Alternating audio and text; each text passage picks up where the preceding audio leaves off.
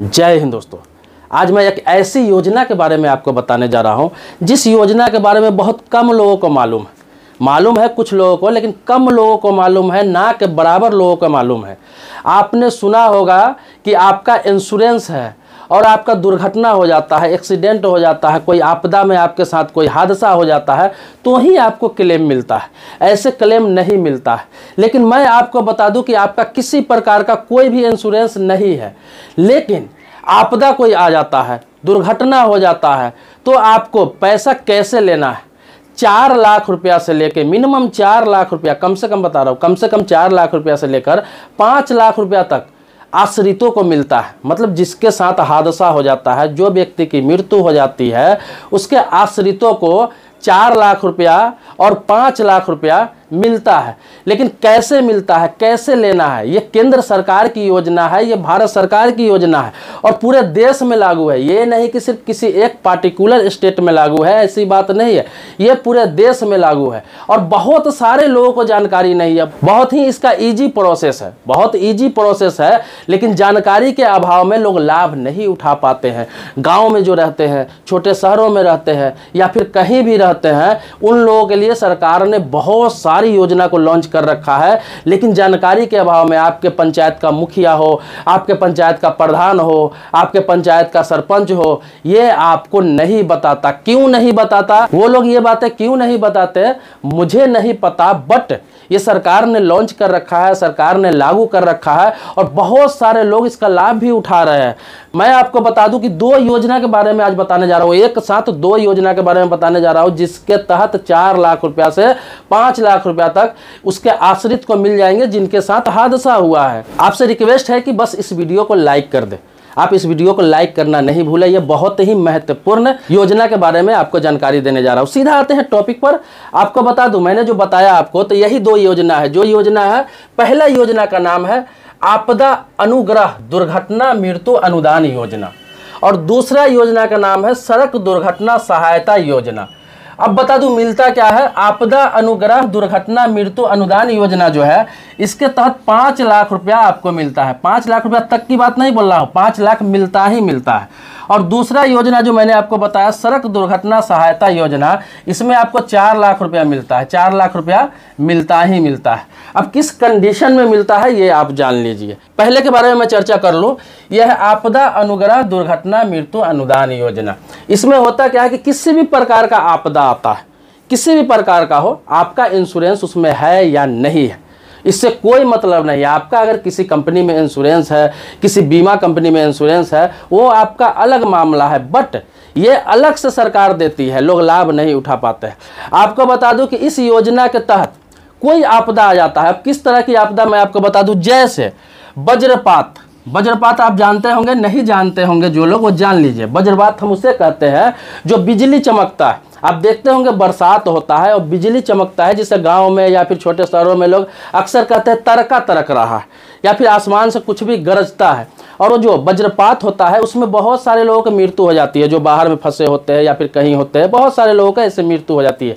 उस कंडीशन में भी 5 लाख रुपए सरकार के तरफ से अनुदान दिया जाता है। मैं आपको ये भी बताऊंगा कि आपको अप्लाई कैसे करना है, पूरे वीडियो में बने रहेंगे, सारी चीज बताऊंगा। दूसरी मैं आपको बता दूं कि दूसरा लू से अगर कोई व्यक्ति मर जाता है, बहुत ज्यादा धूप होता है, टेम्परेचर ज्यादा होता है और लू जो लगता है इंसान को और उस लू से मृत्यु हो जाती है, उसमें भी ये अनुदान का लाभ ले सकते हैं।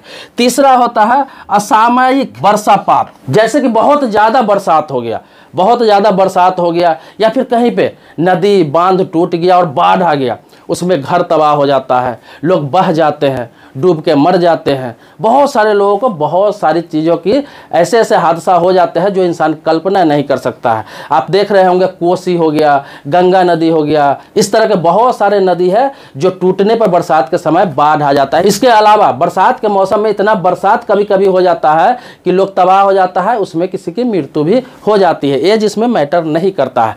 तीसरा मैं आपको बता दूं अतिवृष्टि या ओलावृष्टि तो आप समझते होंगे, जो आसमान से बर्फबारी होता है, पत्थर टाइप का गिरता है, जो बर्फ आप कहते हैं बर्फबारी जो होता है, उससे भी किसी की मौत हो जाती है। इसके अलावा मैं आपको बता दूं नाव दुर्घटना, कोई भी नाव से कहीं जा रहा है, नदी पार कर रहा है, या बरसात में नाव से कहीं पार कर रहा है, बाढ़ आ गया उसमें नाव से यात्रा कर रहा है, अगर नाव पलट जाता है, नाव डूब जाता है, उसमें मृत्यु हो जाती है, तो इन सभी को बोलते हैं आपदा। तो ये आपदा में भी गिनती होता है। ये है कि प्राकृतिक आपदा है, इसमें आपने कुछ नहीं किया, जानबूझ के आपने कुछ नहीं किया, ना कोई आपने रिस्क लिया कि चलो जानबूझ के रिस्क लेते हैं तो कोई दुर्घटना हो गया हुआ। ये तो प्राकृतिक आपदा है। प्राकृतिक आपदा कह के नहीं आता है, कह के नहीं आता है, इंसान कोई तैयारी नहीं कर रखा होता है, वो अपने घर में होता है, अपने काम में होता है, अपने निजी ज़िंदगी में होता है, और अचानक लोगों पे टूट पड़ता है और किसी की मृत्यु हो जाती है। इस अवस्था में मैंने आपको बताया 5 लाख रुपया मिलेगा ही मिलेगा। ये प्रावधान है।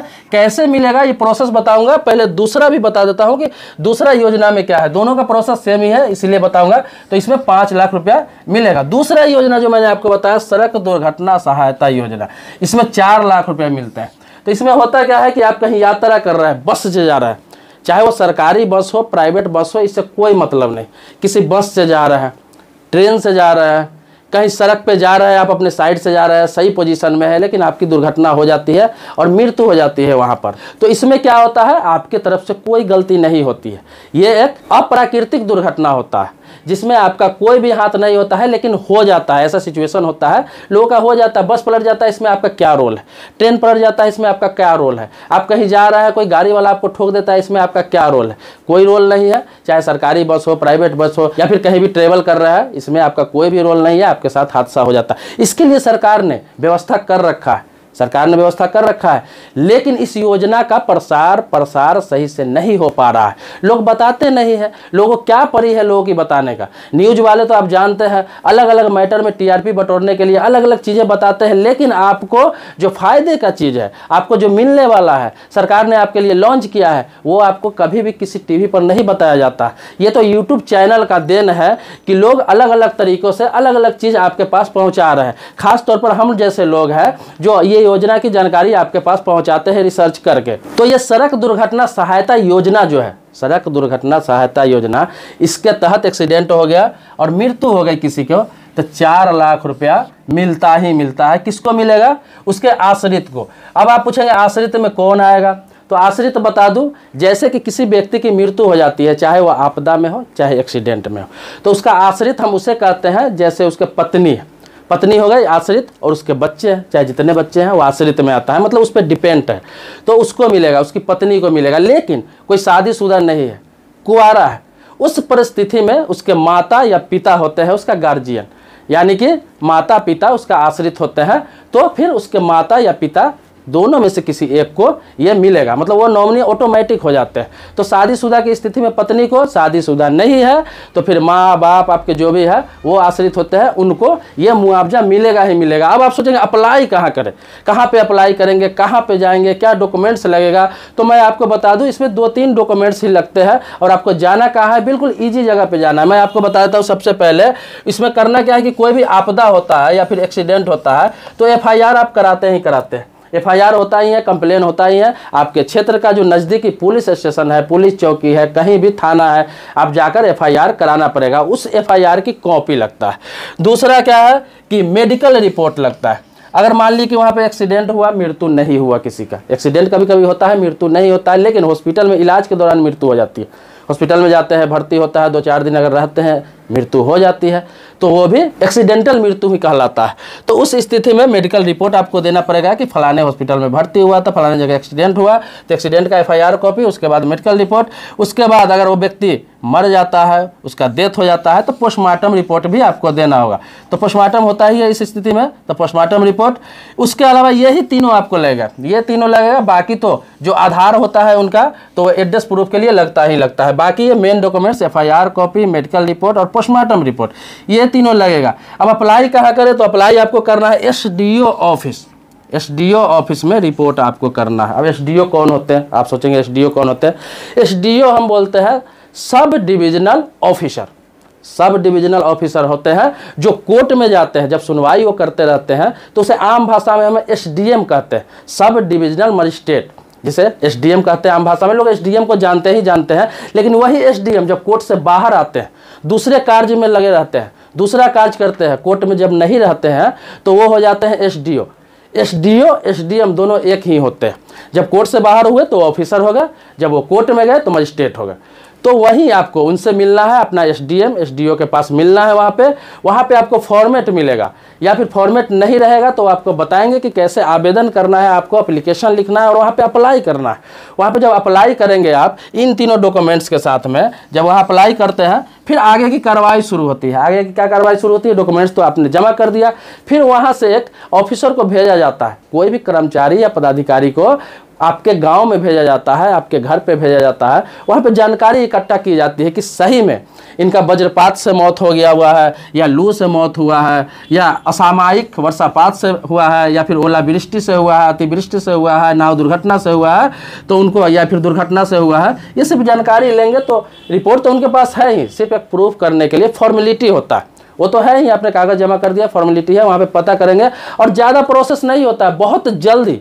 मैं आपको बता दूं कि 1 महीने से 3 महीना के अंदर ही पेमेंट मिल जाता है, चेक मिल जाता है आश्रित के नाम पर। 1 महीना से 3 महीना के अंदर ही मिल जाएगा। लेकिन कभी कभी ऐसी स्थिति हो जाती है कि अगर परिवार जो है जिसके साथ ये घटना हुई है, अगर वो पूरी तरीके से पिछड़ा हुआ है, बीपीएल धारी है, बहुत गरीब है, कोई उपाय नहीं है कि उसका अंतिम संस्कार भी किया जा सके, तो उस स्थिति में पहले उन्हें 15,000 से 50,000 रुपये के बीच दे दिया जाता है। सबसे पहले 15,000 से 50,000 के बीच दे दिया जाता है। फिर आप प्रोसेस में जाएंगे तो 4 लाख से 5 लाख रुपया वो भी बहुत जल्द दे दिया जाता है। तो ये मिलना ही मिलना है। मैं आपकी जानकारी के लिए बता दूं कि भारत सरकार की तरफ से बहुत सारी ऐसी योजना है जो कभी प्रमोट किया गया ही नहीं, न किसी को बताया गया, न उसका प्रचार प्रसार हुआ। सरकार कहाँ जाएगी प्रचार प्रसार करने?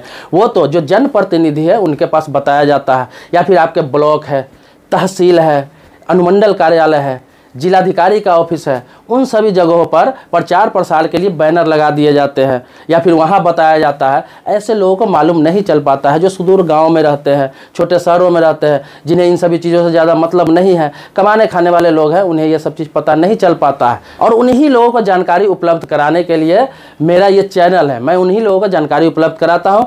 इसीलिए मैं आपसे बार बार आग्रह करता हूँ कि अगर आपको इस तरह की जानकारी हमेशा चाहिए, कोई सरकारी योजना से रिलेटेड जानकारी चाहिए, कोई कानून से संबंधित जानकारी चाहिए, या किसी प्रकार का मोटिवेशनल हो, सामाजिक हो, राजनीतिक हो, किसी प्रकार की जानकारी चाहिए आपको, तो मेरे चैनल को सब्सक्राइब करके जरूर रखें। अगर मेरे सब्सक्राइबर नहीं है, आपने पहले से सब्सक्राइब नहीं कर रखा है तो सब्सक्राइब कर ले, और बगल में आप देख रहे होंगे एक बेल घंटी होगा, उसको भी आप दबा लें। इससे क्या होगा कि सारी योजना की जानकारी या फिर जो भी मैं अपने चैनल पर बताऊंगा सबसे पहले आपको मिलेगा। लेकिन पहले से सब्सक्राइबर है, इसके लिए कोटि कोटि धन्यवाद देता हूं, आभारी हूं आपका।